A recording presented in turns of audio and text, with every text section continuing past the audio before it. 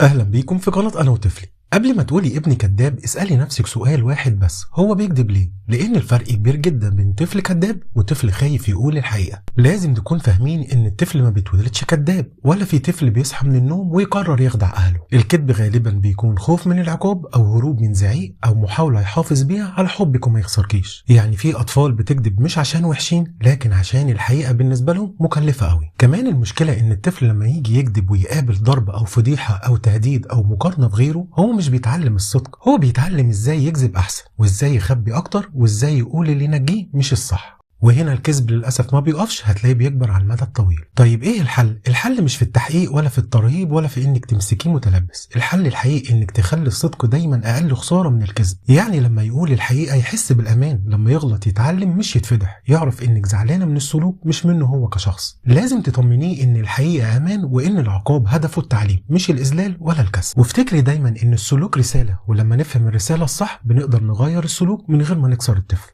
ولو حابة تعرفي أكتر عن سلوكيات تانية، تابع القناة وشارك الفيديو مع أي أم محتاجة تسمعه.